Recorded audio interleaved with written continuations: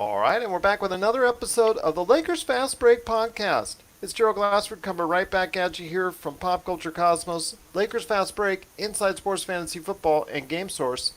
We truly appreciate everyone out there listening to all of our great shows. If you get a chance, please, not only my guest shows, but also mine as well. If you can give us a 5-star review on Apple Podcasts, we would truly appreciate it. We cannot thank you enough for doing so. If you also like internet radio, go ahead and check us out on the Discover Community Network, on their podcast outlets, and then also as well, you can check us out every Monday and Wednesday on the RTF Sports Network. But my friends out there, just wanted to go ahead and say thank you for listening. It is truly, when we're recording this, it is a truly important and historic day, June 19th, Juneteenth. Everything is being celebrated right now as far as, especially in light of what's going on. And I just wanted to go ahead and say I appreciate my guest for being here on such an important day. And he is back once again, just a truly awesome guest every time out. He is not the New York Knicks general manager, but he plays one on YouTube. You can check out that great video today of if he was the New York Knicks GM, what would he do? You can check that out on NBA Draft Junkies. Plus, also check out his awesome podcast, NBA Draft Junkies, as well. And again, give that a 5-star review as well. Plus his site, NBADraftJunkies.com. He is the man behind it all. It is Rafael Barlowe. And Rafael, again, thank you for taking the time to speak to me on such an important day. No problem. Thank you for having me as a guest. Oh, absolutely. I think I've gotten you in the habit of becoming a podcast guest because I saw your appearance that's on an upcoming episode of Catch You on the Rebound podcast right there. So looks like you're becoming a wanted man out there. Maybe in small circles. But it's always good to be able to talk about stuff that I enjoy talking about, and obviously basketball. The Catch Me on the Rebound podcast. It was a little bit about basketball. I had a basketball foundation, but it was more so about like just mental health, and so it was different for me to talk about that as opposed to, or at least talk about that on like a public forum. Well, if you ever want to go ahead and speak out on it here or speak about how people can find out more information or anything that you feel you want to talk about, the floor is always open for you right here at the Lakers Fast Break. I appreciate that. No problem, my friend. And yes, we are going to touch on your time and your tenure working, unfortunately, for James Dolan as the New York Knicks GM later on in the broadcast. Not only your time doing it and what your plans are for doing, that role of GM again going forward, but I want to hear the inevitable feedback that you got from New York Knicks fans because I was talking to Stone Hansen the other day about his mock drafts and whatnot, and I said, "Do you get the kind of feedback that Rafael Barlowe gets on the New York Knicks?" He said, "No, but I'm not exactly, he just the way he was alluding to it. It just seems like you're not the only one that gets that kind of feedback on from New York Knicks fans." Yeah, I mean, they have a large fan base, just like the Lakers, and I imagine if I would have put myself out like this last year with the Laker fan base, and I had, I don't know, someone that fans didn't like. Well, I mean, I don't think it's necessarily someone fans didn't like. It's just there's so many fans, and there's going to be a divide, regardless. Unless, If there was a high draft pick, like the year yeah, that they had Lonzo Ball or hmm the year that they had Brandon Ingram, yeah, that's probably wouldn't you would have gotten the same type of feedback from Lakers fans because, as you know, Lakers fans can be kind of vocal in their yeah. opinions from time to time. So Especially if they were picking like sixth or seventh. You know, if it's number one or number two, there's kind of usually not much of not many options as far as who you think would take number one or number two. But six or seven, especially in a draft like this, the bigger the fan base, the more people that are going to agree with the pick, but the more people that are going to dislike it. So, but that's just part of putting yourself out there when you have like a podcast or a website. You got to deal with the good and the bad. this is true, my friend. This is all too true. I mean, you're talking to someone here who's received comments of praise, and he's also received many comments as well about my voice, which I've told you off the air, which I won't go into detail here right now. But yes, yeah, believe me, I know, I know. But it's going to be a great show we got for you today. We're going to be talking about a lot of issues heading to the NBA. And first off, thank goodness Adam Silver Ori is bald, because if he wasn't bald, he would have lost all of his hair by now with all the things that are going on as we're just making the final decisions on which NBA players are going to Orlando, because they must decide by the 24th.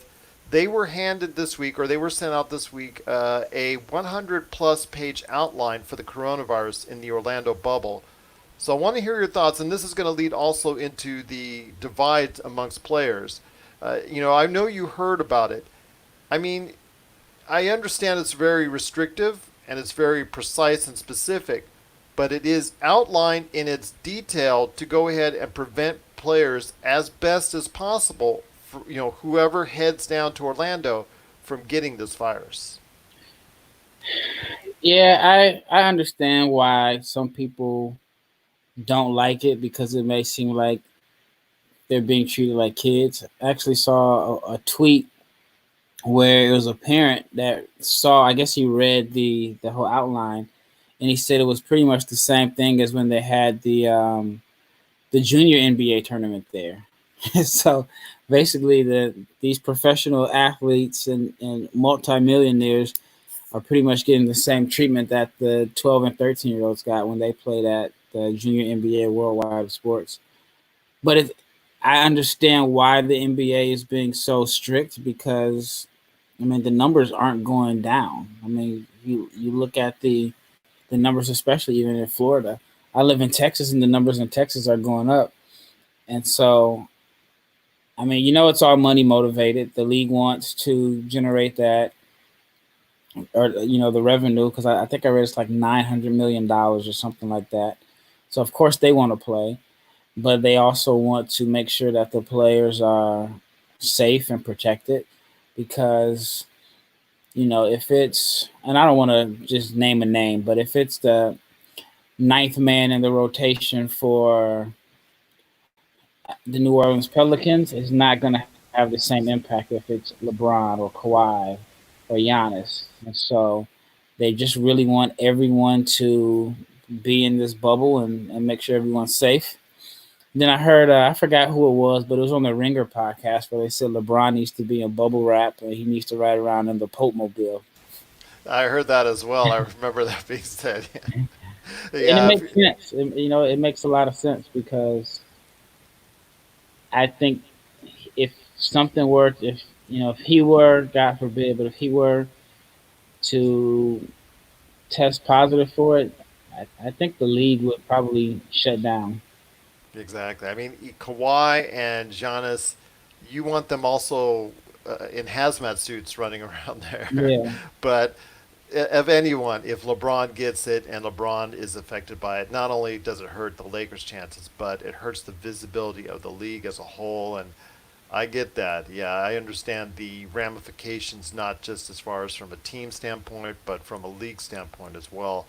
And this goes into what I wanted to talk to you about, because and now the players know exactly what they're facing down there in Orlando. There's not as much guesswork as there was a week, 2 weeks ago when we first started talking about this. They now know what is going to be required by the NBA, especially if they want to go ahead and maybe step out for a Black Lives Matter protest that may be taking place in Florida, or they can fly to a local state nearby or anything like that. They can't come back and automatically pop back in. They need to go ahead and self quarantine for a few days, 4 to 10 days specifically, and all the other things that are out there. In fact, also from a standpoint of older coaches, they've been very up in arms, especially because Adam Silver on national television stated that they were going to be putting some guidelines in place for coaches, and you can't do that as far as any type of restriction, because there are certain laws against that, as far as against age or anything like that. So the coaches association kind of put the whammy on that, but still the NBA had to do some backtracking, and it wasn't out of any ill will. It was just out of looking out for these coaches. But again, if these coaches are willing to go ahead and undergo that risk, like a Popovich, like a D'Antoni, like an Alvin Gentry, who I think are the three oldest coaches, if I'm not mistaken. Yeah. Uh, if they're willing to take that risk, and the teams to say, you know what, let's do it, we need our coach.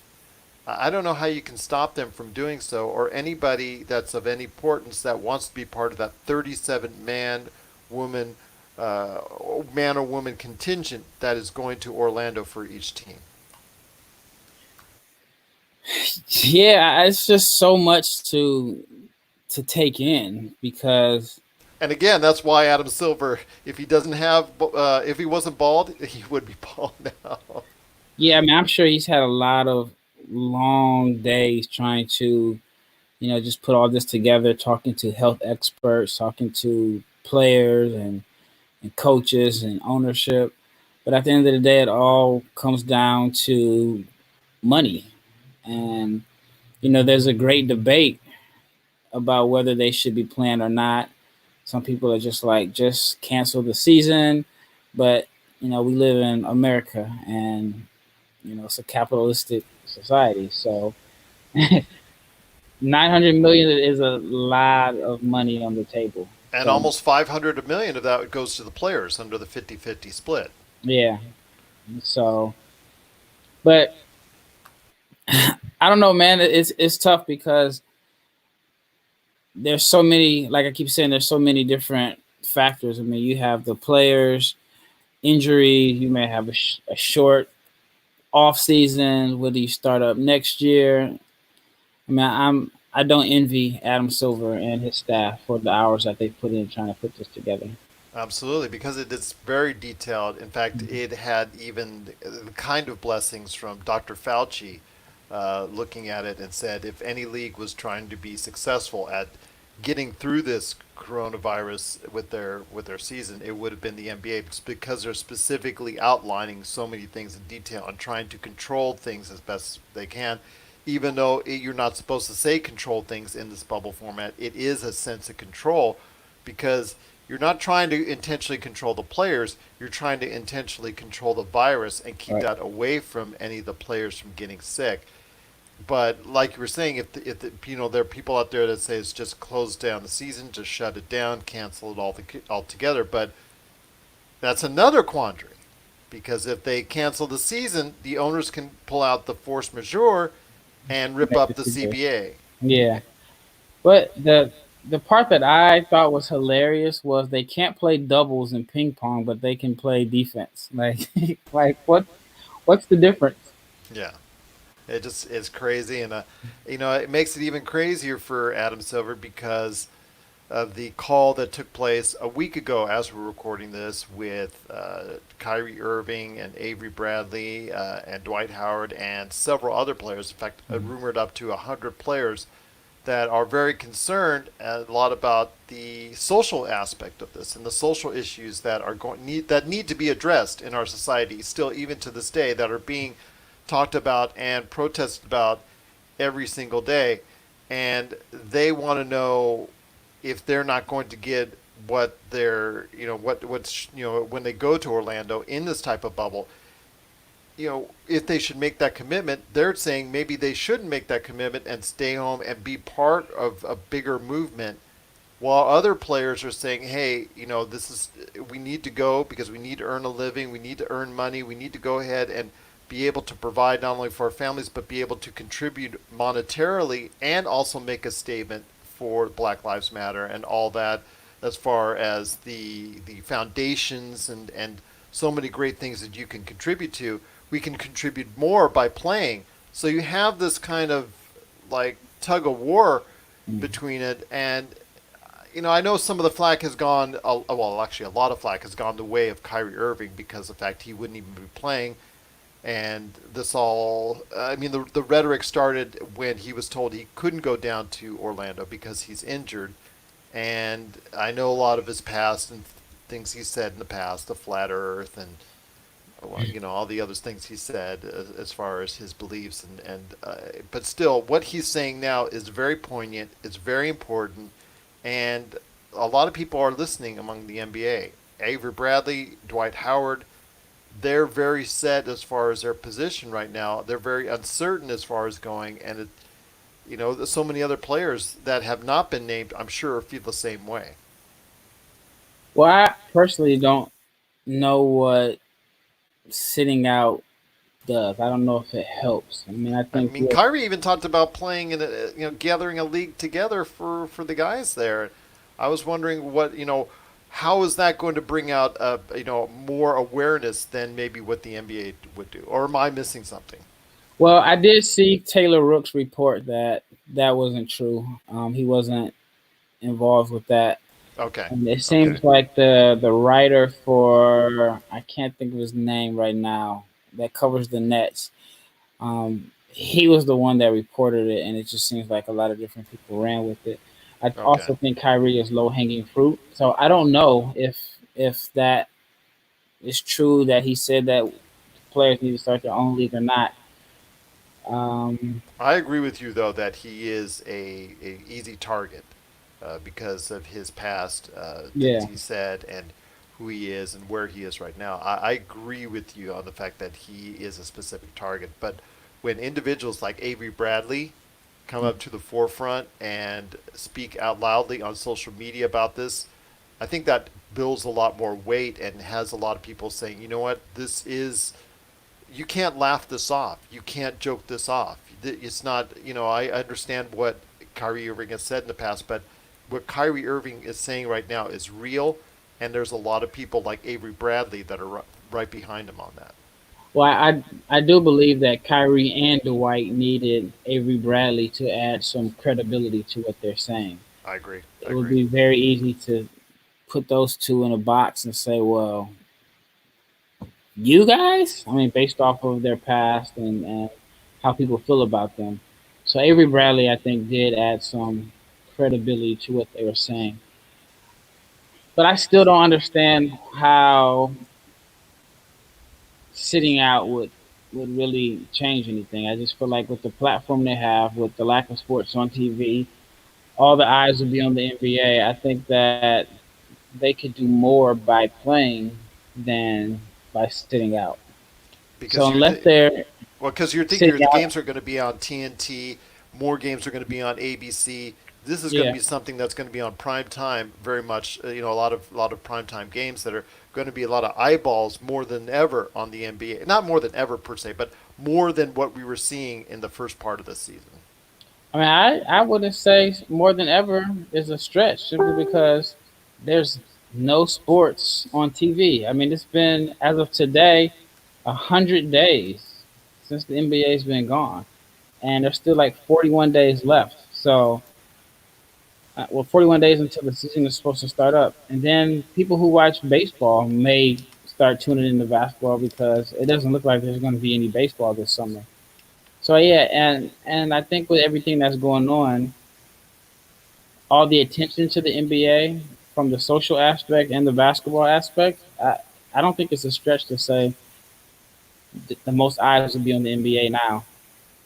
Well, that could be very well said. And as far as it could be for the league, it would be great, obviously, with that many people watching it because the lack of things that are out there as far as sports to watch.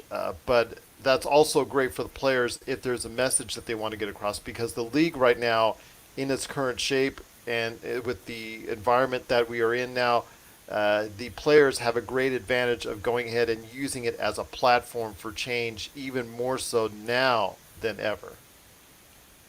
Yeah, and I mean, and we've talked about it before on past episodes that the NBA is by far first and for just first as far as like allowing players to be outspoken about social issues, and this, in my opinion, is just a bigger platform, a bigger platform for the players and the league as a whole to stand behind what they've been saying about change and social issues. Well, I'll tell you what, it's going to be a lot of decisions made in the coming days, and we'll keep you up to date right here on the show. Very interested to see if, who goes and who stays, whether it's for the coronavirus, whether it's to support the current movement that's out there.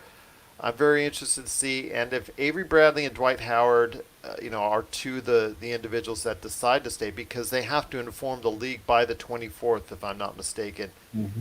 whether or not they want to go ahead to Orlando. That's a pretty big hit for the Lakers. I understand it's not LeBron and AD, but still, those are two better players as far as in their rotation that play solid defense for them. Yeah, I'm like everybody else is curious to see if anybody actually does decide not to play, because I mean, let's be honest. Even if you decide not to play, you may not be penalized at that point, but I think it will be a hit on your reputation. I think it will have an impact on your free agency, on how teammates view you privately.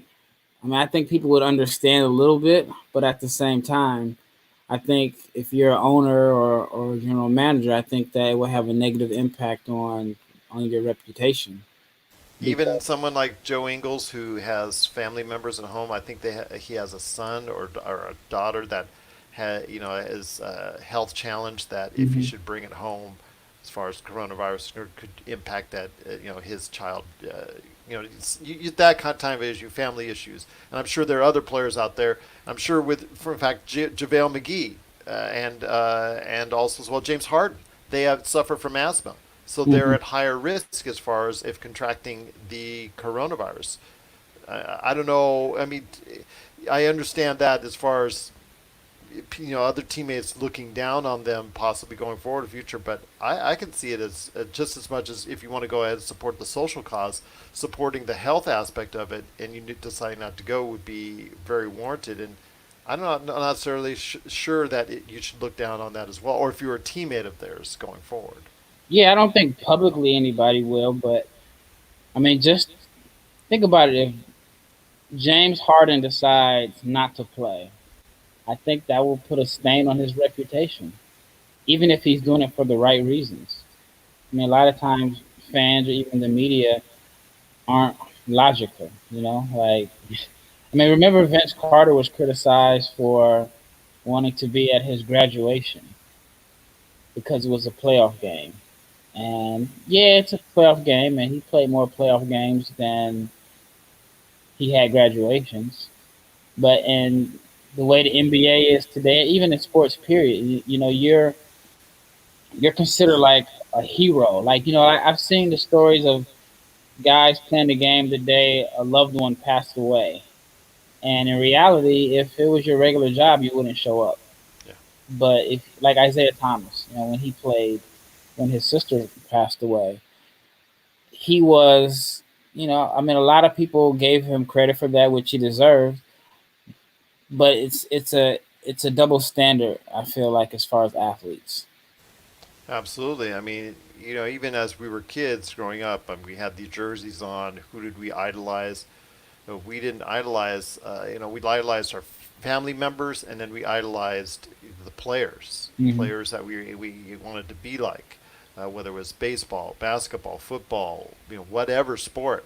I mean, we wanted. That's why we had the jerseys on their backs as a kid, and on our backs as a kid, and it's just, I understand that because they're looked up to by Hmm. so many millions of people, whether they're young or old, and I think now is a great time for them to go ahead and get across what they want to get across as a unit, as a group.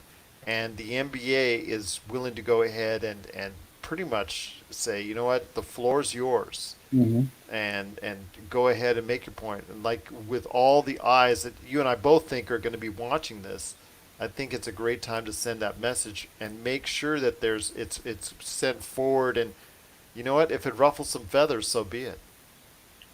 Yeah, and I think some guys may not want to play, and it may not necessarily be all related to the health issues or social issues. It's just they probably mentally checked out in March. They didn't think that there was going to be, an ending to the season.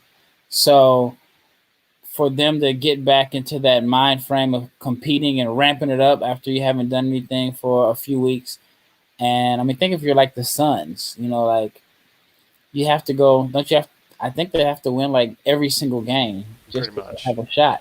So it's pretty unrealistic for that to happen. But imagine you have to ramp it up and get in shape for a couple weeks and then go back to doing what you were doing before. So I think some guys may just be mentally checked out, and then also some players may, if they're a free agent, like it hasn't really been talked about too much, but if you're Jason Tatum or Donovan Mitchell, and you have, I mean, we don't know what the cap is going to look like next year, but let's just say it's based off of the projected numbers.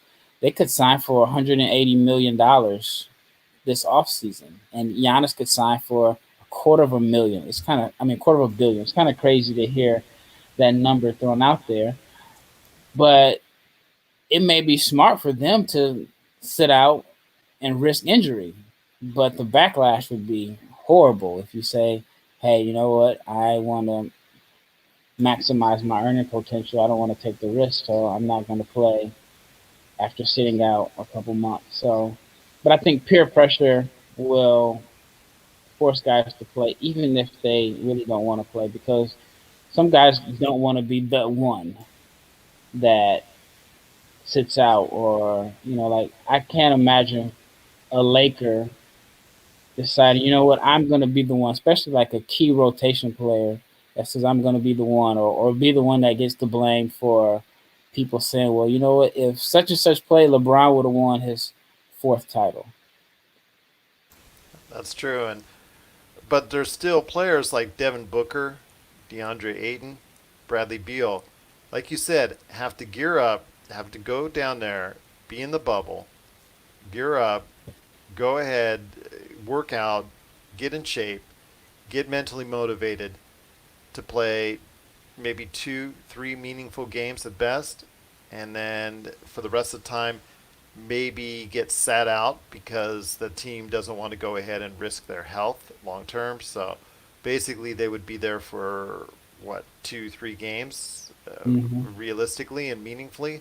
So that's a hard one. That's a hard one for me to go ahead and say, you know what, I need you down there, because if the odds are way against teams like Washington and Phoenix to go ahead and make even the play-in games per se. Yeah, and even for like, I give you an example. I was at a gym earlier today, and I won't name the players because I don't want anybody to get in trouble. But I've seen in this particular gym, I've seen 4 or 5 NBA players come in and work out with the trainer. So today there was a guy that came in to work out as, I mean, he was an all-star, and um, I'm a videographer, so I had my camera there, and they were like, you can't film because the NBA doesn't want players working out with third-party trainers. They would prefer the guys working out at their team facilities where they can work out in groups of 3.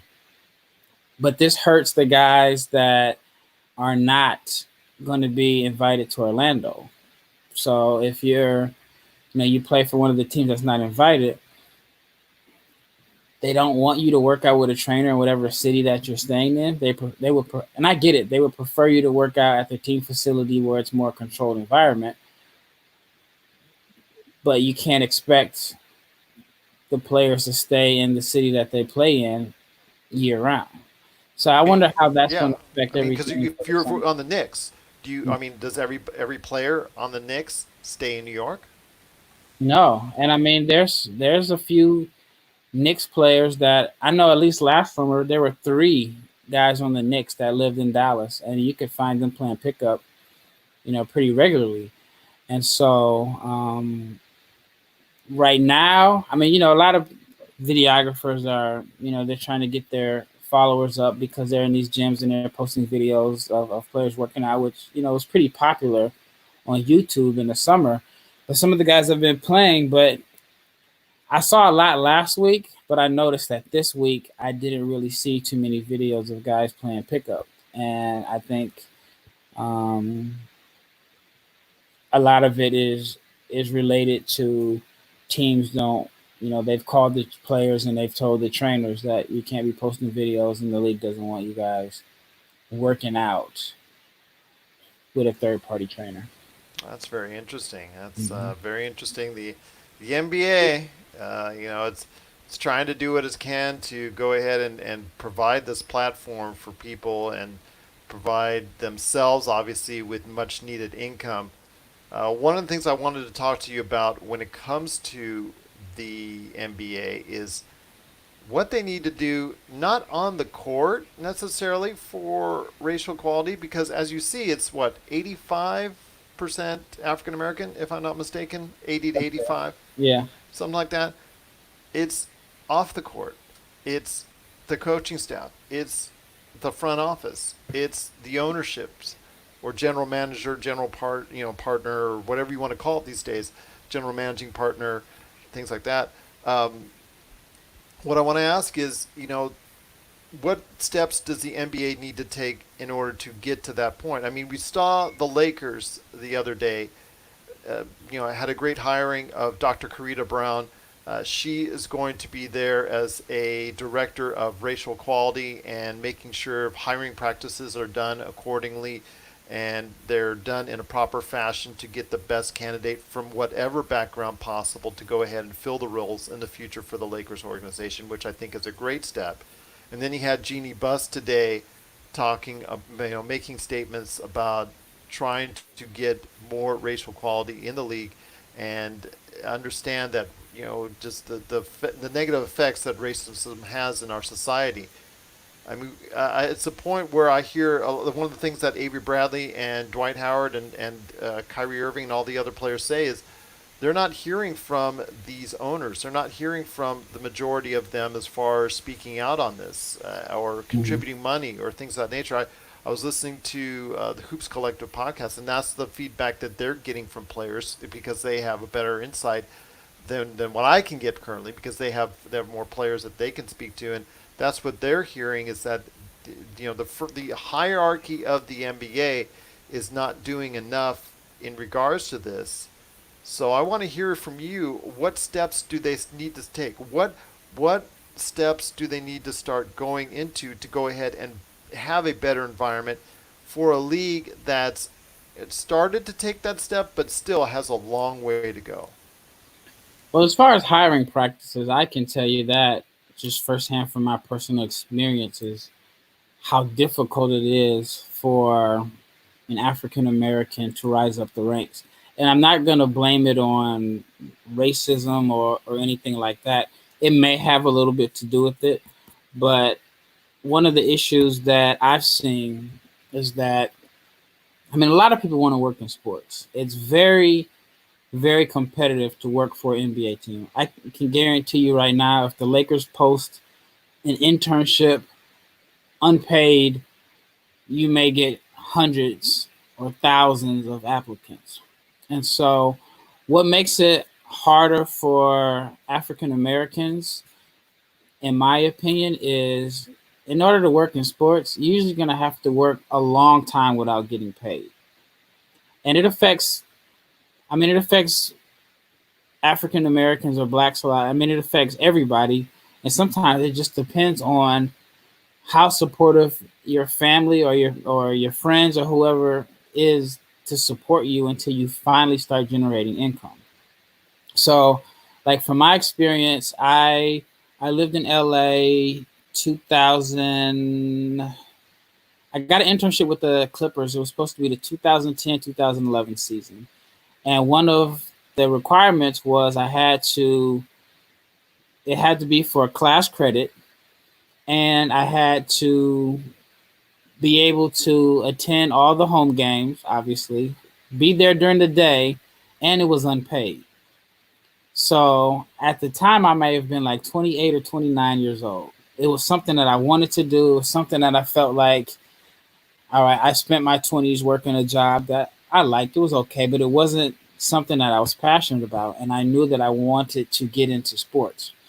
And so what I ended up doing was say, okay, I'm gonna take this internship. And I happened to know somebody that knew another person that worked in HR. So I got the internship with the Clippers, and LA is expensive, as you can imagine. So Lived there 25 years. yeah, Yes. and it's even crazier now than it was 10 years ago. And so I had my own apartment, and what ended up happening was I got the internship, but not only did I have to go to class, and I took like some random PE class at a community college in East LA just for the credit, but I still had to be in class 3 times a week during the day. Then I had to be in the office, and then they had games at night. And this game schedule is, it's not like you can say, well, Monday, Wednesday, Fridays. And I ended up like taking a gamble on myself and hoping that I could make things work. And I had this mindset of I'm going to be the hardest worker there. I'm going to work so hard that they're going to hire me. It's going to work out. Well, it didn't work out. I ended up getting evicted, and I had to move back to Dallas. And so from there, I ended up getting internships with the Texas Legends. It was the Mavericks G League team first year. I drove the team bus. I did laundry. I did film. I was in the office all day, and all of this was an unpaid internship. Not a lot of people can maintain, a living doing that. So I ended up getting a job working graveyard shift at a gas station, and I had a college degree, and but it was kind of humbling for me to get a job at a gas station working overnight just because I wanted this internship so bad. The good thing for me is that when I was living in LA, I had a house in Dallas that I owned, and my brother and his wife were staying there because they had a newborn baby. So I ended up staying with my brother and his wife and their baby. But if it wasn't for that, I wouldn't have really been able to put in the hours and made a name for myself. But a lot of people aren't in that situation. And so the people that whose parents may have the resources and funds to say, well, you know what, you can stay here until you get your job. And for a lot of black people, they don't have that same luxury. Like I have a friend, he played professional basketball overseas. He, he was married with a wife, and her family allowed him to stay with, his family to stay with her parents until he got where he wanted to be. And he's an assistant coach in the NBA now. But it took him like 8 years to get to that point. And so the investment that her family or his family made in him to pursue his dreams allowed him to get to that point where he's making, whatever he makes as an assistant coach in the NBA. A lot of black people aren't going to have the same luxury. So they're going to get weeded out in the process because they don't have the resources to play the long game until you get paid. That's that's hard, man. That's just to hear that, and you hear stories such as yourself and such as what's going on as far as the work that needs to go behind the scenes and how much harder it is in that case, and that's why things need to change and things need to be get better. So we need to have more decisions of this. But as I was talking about with the Lakers, do you like the signing? Do you like the addition of Dr. Karita Brown? Because hopefully it sends a message to the rest of the league that you need to start thinking about this carefully. You need to start getting people in place who can make these changes happen, so you don't have to have Rafael Barlow's having to do so much to just try and find a place in the league. Well, it's tough because I mean, not saying that it's a racial issue like the stuff that I went through. It's just it's a numbers game, and a lot of people get weeded out because they can't afford to work a whole season or 2 seasons without having any income coming in. It's similar to what I was going through in Hollywood, and I work for a special effects company, but in order to go ahead and get in front of the camera or really go across the street to work at Paramount Studios, which is where I really wanted to go, you have to go, like you said, you have to go and be, just you do as far as either just be an extra or you start in as far as being an unpaid assistant, Holding the and boom mic. exactly, yeah, Yeah. and just that whole 9 yards. So Hmm. you have to do that as far as going ahead just to even earn your way, Yep. most likely in the Hollywood and movie industry as well. So yeah, that's perfectly understandable. It's just extremely hard, and like you said, it's always a numbers game that you're up against. Yeah. And that's why I said I can't blame it on systematic racism or anything like that. But it's so competitive, and you have to be able to be really, really patient and have a lot of faith in yourself. And more than likely, you're going to need some type of help or resources to help you survive in life until you get to that point where you can get a steady paycheck. But as far as like with the Lakers, if they're higher, I think it's a good idea. I mean, I like it, what it's for. My only fear is that, I mean, I guess it's a good thing, but I mean, I know the NBA is a copycat league. So I imagine other teams are going to follow and make similar hires. But I wonder, are teams going to just make similar hires for the PR behind it? Because nobody wants to be there's only 5 teams left that haven't made this position with a diversity hire. I feel like, and this is probably a little controversial, but I feel like it happened a little bit in a sense with even the G League. Some teams didn't want a G League team, but you don't want to be the only ones without. Even when they started hiring women, not saying that the women aren't qualified, but I feel like some people felt like, you know what, this looks good. This is a good PR move. We need to hire a woman on our staff because we don't want to be the only team that doesn't, hire women. And so I wonder, are some of the women actually getting the opportunity to show their knowledge and what they're capable of doing as opposed to kind of, I don't know, being the token on a staff? And that's something that we'll have to see going forward because there are more and more women that are going on these staffs. Becky Hammond is the most Hmm. prominent name for the San Antonio Spurs that gets mentioned. She should be considered a candidate for a head coaching job, maybe as early as this summer. Hmm. There's going to be head coaching jobs. It'll be interesting to see whether she's just going to go there to get interviewed just to have an interview, or if she's really going to be strongly considered or ultimately hired for that position because it looks like Tim Duncan is going to get the job when Popovich leaves San Antonio.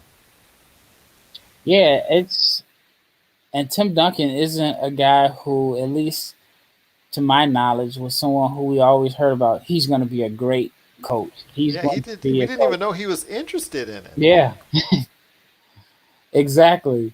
So that's another interesting story topic on another episode.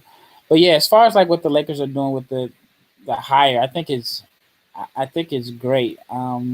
Even though I read a little bit about the title in one of the articles, it sounds like right now her job is mostly to inform or teach the staff and about just the racial inequality or systematic racism, or just kind of like make, I don't know, for lack of a better term, make white people or non-black people aware of the issues that African Americans are going through. But it needs to be something more. It needs to evolve into something more. She needs to, if she does a great job at this, she needs to be looked at as far as becoming a vice president or Hmm. becoming a president of operations or becoming a GM or becoming, something of that nature where she needs to be put in a spotlight where she can do more and other individuals need to be put in those same spots as well. It needs to just it just needs to be something just besides that. It needs to evolve into something more as well, correct? Yeah, I agree with that. I guess the one issue that I have, I think on one hand, is good that these particular jobs are opening up. But if, and it's probably what Avery Bradley is speaking on, is that why does it take something to come up for this particular job to open up? And so I guess you can even look at the situation with the Mavericks when they had like, a whole PR nightmare of what was going on in in the front office. But they ended up hiring an African American woman to be, I don't know her exact title, but I want to say she's the president of the team.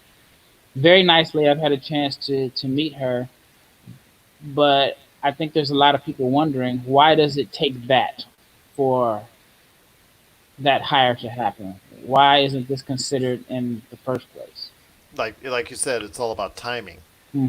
Like they make the announcement now, the Lakers do in the middle of what's going on. Why couldn't this been done last year at this point in time? Yeah, Or the year before? Why does it have to be a situation where it leads up to now before things are done? I agree with you that it's a great step in the right direction, but it's always about timing and optics. And the NBA is a lot about optics, hmm, and so you're not sure about the full intentions of these teams that do these things, including the Lakers. Which had its own fiasco earlier a couple months ago when they applied for the loan, and they're a how many billion-dollar company that they're worth, and yeah. they had to give it back and all that. So you're never sure of the motivations of any of these teams. I'm glad that they're doing it. I'm hoping they'll give her the chance and the platform to not only do good in her position now, but going forward, if she does well and she's given that opportunity, that if she wants to go ahead and take it, that she'll be given a charge either here or with another team on a even higher platform, so she can make even more of an impact. So that will lead more teams to go ahead and make those same good choices as well. I agree 100%. Well, my friend, we've talked about some heavy issues so far in this podcast, but before we head on out, NBA Draft Junkies, my friend, we got to talk about some NBA draft stuff before we head on out. So I know it's way off the beaten path sometimes, especially what's going on, but you've got your great site, NBA Draft Junkies, and I know you've got some mock drafts that you're working on. And as you've been so gracious to send me a lot of footage already, I've been taking a look at, and I know I've got another mock draft coming up sometime in July that I want to go ahead and update to. I know you've got one coming up in the not too distant future as well. Can you just give listeners out there kind of a sneak peek of not necessarily, okay, this guy's rising, but this guy's falling, but some of the individuals that you're looking at that are making a change in your eyes one way or the other? You don't have to say lead into which, but just some players that maybe these listeners out there can take a better look at. Well, I think right now, with there's so much time on your hands, at least for a lot of people that do this draft stuff, you're watching guys and all of a sudden you're like, you know what, I think I like this guy better than others. Or I was wrong about this particular player. Because it's really hard to say if a player is moving up on draft boards because we haven't seen them. Like, we haven't had an opportunity to watch guys play in over 100 something days at the minimum. And so it's all based off of just your opinion. I think anybody that says a guy's rising on multiple mocks, I mean, I just want to know where he's getting that information from. But at least for me, like I mentioned earlier, I was at a gym today and I saw a couple guys work out, and there was one guy who I was really impressed with. And so, but because he's the last player that I've seen, I have to make sure that I'm not moving him too high up because I seen him live and I saw him recently. That doesn't mean that he's better than another person that I had above him who I can't see. So it's kind of tough to like base anything off of anything other than just kind of changing your mind because you've taken a deeper look into film. But this player has looked a lot better than what you've seen before and what you saw now in current workouts.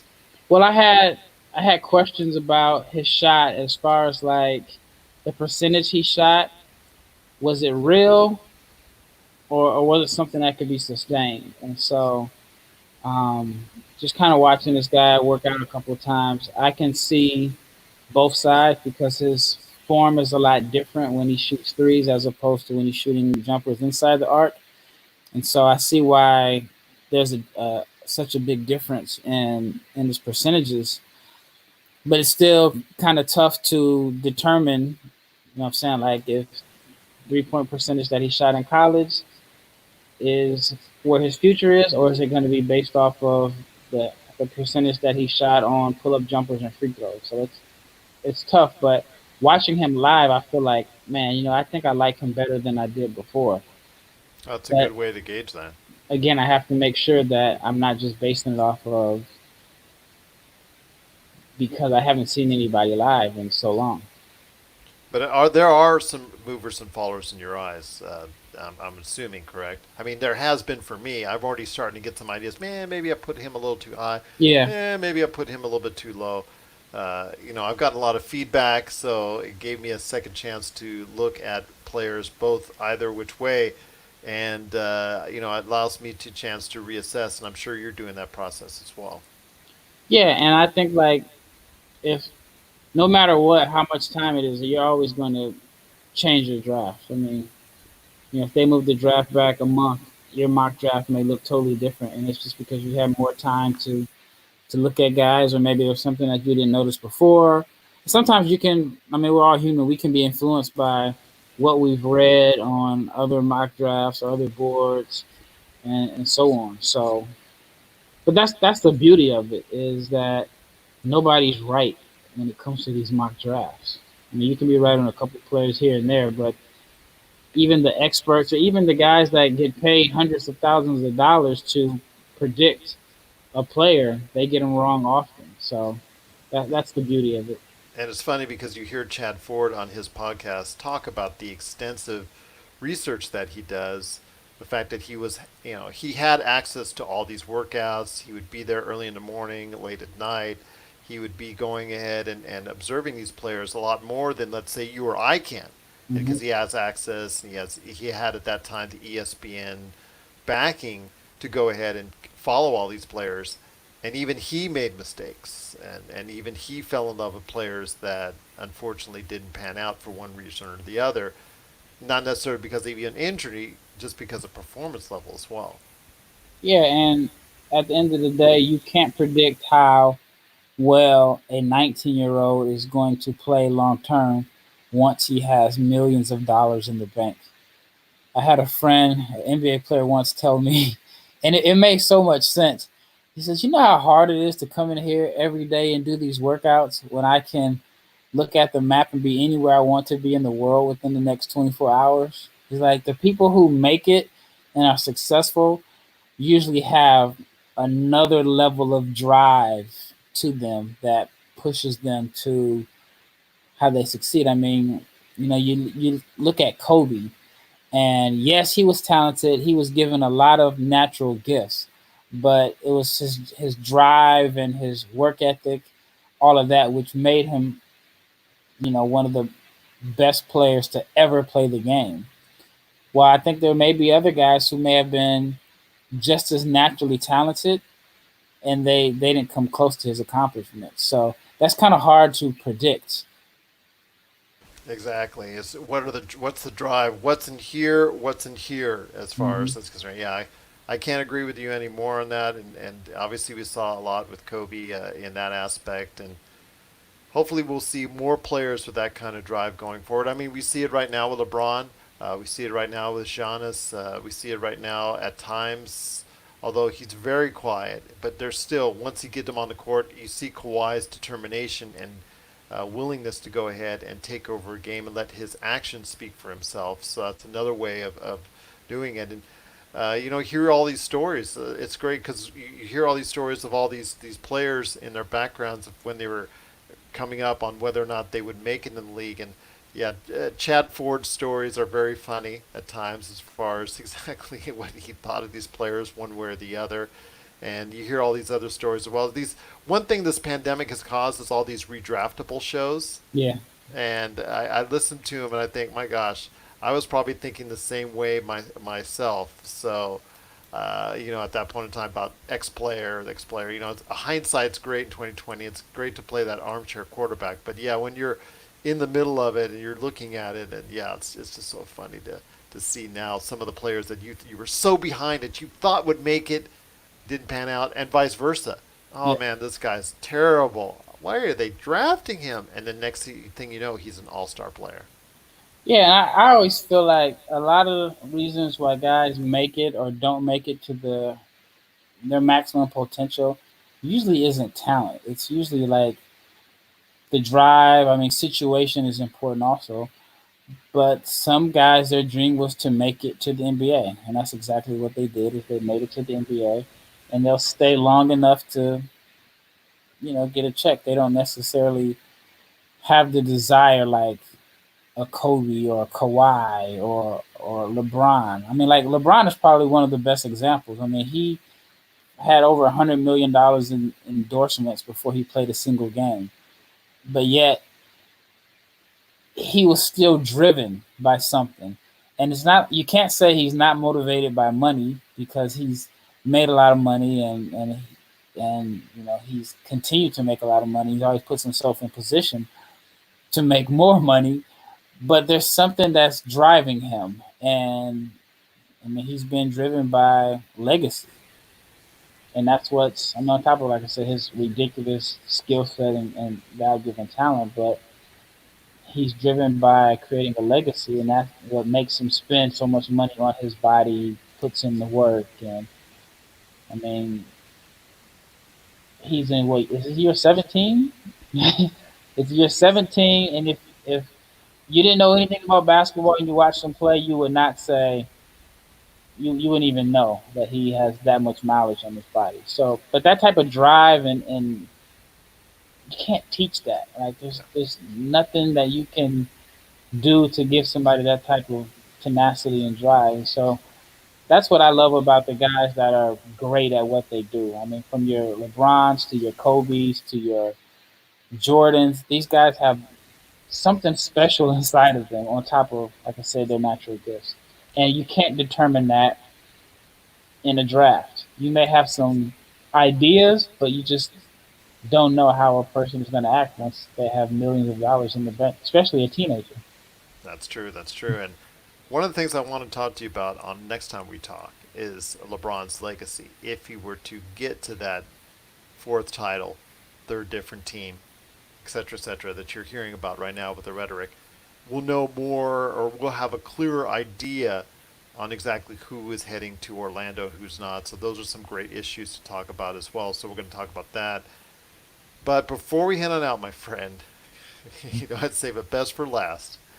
And that is your tenure as the general manager of the New York Knicks. Speaking of people who need to be in great spots, as I know you would do an outstanding job, no matter how much James Dolan would probably try to undermine you the entire time. But I want to hear your thoughts in your time doing the program that you can now check out at NBA Draft Junkies, with you serving as New York Knicks GM and deciding the future, or at least the short-term future, for where the New York Knicks should do. Your time doing that, how much did you enjoy it, and the feedback that you got from the Knicks fans, which you say are among, and which is true, are among the most vocal out there in the NBA? It was fun. If you haven't had a chance to check out the video, it's on my YouTube channel, and it's on my website also.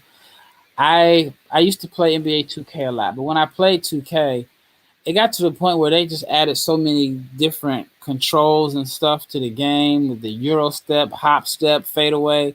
It got a little too complicated for me. But I would always get the game to play GM mode, because I wanted to see if I could put together a team. So I used to simulate a team, and I would make the moves in free agency and try to take the worst team and rebuild. And so, but that was fun to me. And so I had this genius idea about a week ago, and I wanted to add some content to my site that was creative and different, but I didn't want something that was super corny. I also wanted to show a little bit of personality, because, and no offense to the other guys that are doing draft stuff, I just feel like it's all a little bit redundant, and it's become pretty nerdy in a sense. He's a great dunker. Yeah, and even for me, like, I add a lot of numbers and advanced stats. So, and for some that could be a little too nerdy also. But I wanted to show some personality, and I just thought of, you know what, on NBA 2K, there's always this mode where the owner tells you, what he wants to do, and the guy has on the suit. So I decided, well, let me put on a suit, and it's gonna be tough to try to find colors to match every team, but I ended up finding one Knicks colors, and I named myself the general manager of the Knicks, and I talked about the changes that I would make, who I would look to draft, and how I would change the team. And it was fun. And it took a lot of time to put it together, but it was fun, and I thought the feedback was pretty good. A lot of people didn't like it. A lot of people said, "Well, this is why I'll never be hired as the manager of the Knicks, general manager of the Knicks." Especially when I said that if I'm New York, I would make a play for Chris Paul to try to bring some leadership to that organization. And I mean, I don't. This is just my opinion, though. I don't understand why New York fans would be against it, especially if you saw what he did for Oklahoma City. And I mean, the Knicks just need to. I mean, if Chris Paul leads the Knicks to a 500 record in the eighth seed in the playoffs, that's a successful year in New York. So why not? But yeah, it was fun just to kind of step outside the box and be creative. And I have another team that I'll release shortly. And actually, by the time this podcast is released, I will be the new general manager of the Cleveland Cavaliers, and that's a mess also. But I think I can fix it. There you go, my friend. I'm talking to Rafael Barlowe, who will soon become, by the end of the year, the most well-traveled general manager in the NBA. Because I have a feeling he's going to be doing a lot of these videos in the future. You can catch what he's doing today at NBA Draft Junkies. Are you also doing anything else upcoming very soon that viewers and listeners can watch or listen to? Yeah, I plan on creating at least two podcasts a week. So I'm now on iTunes. So I was on Spotify first. So yeah, I plan on just having the visual content, but then also just audio on podcasts. Well, there you go. There you go. I think you should throw the next one as far as an audio podcast and see what kind of audience you get Yeah, for that. I wanted to do that, but it's only like 10 minutes, and so I didn't know if it was worth putting like a 10-minute podcast up. So once I get maybe 3 or 4 teams, maybe I'll do it by division. Maybe I don't know. I'll think of a way of doing it, but I just thought 10 minutes wasn't enough time. Well, fair enough, Well, my friend. But you would great. You would make. You know what? If we were owning a team together, you would go ahead and you could run the personnel. Absolutely, you could run the personnel for me, my friend, or you could run the personnel with me. I should say with me for my friends. I just don't let me do the talking because then we probably go right downhill. Lottery, here we come. all we need is the right one. Okay, there you go. You can be bad for years, and you get the right franchise stabilizer, and all of a sudden you look like a genius. I hope that's the case for a lot of teams out there. But with the Lakers and everybody going forward, it's going to be a very important few days. We're going to find out who's going to be a part of the bubble in Orlando. We're going to see if anybody is staying out for whatever reason, and there's some important reasons why. So we're going to go ahead and keep you updated. Rafael, I hope you come back next week so we can update everyone on this. I'm looking forward to it. And I'll tell you what, it's always great to have you here. Once again, it's Rafael Barlowe from NBA Draft Junkies. Check out all the great stuff he's doing today, NBADraftJunkies.com, NBA Draft Junkies on YouTube, and NBA Draft Junkies wherever you get your podcasts. You just got to go ahead and check out all the great stuff he's doing there, even as the general manager of the New York Knicks. Well, Rafael, it's been great talking to you as always. Thank you for watching. Thank you for listening right here at the Lakers Fast Break Podcast.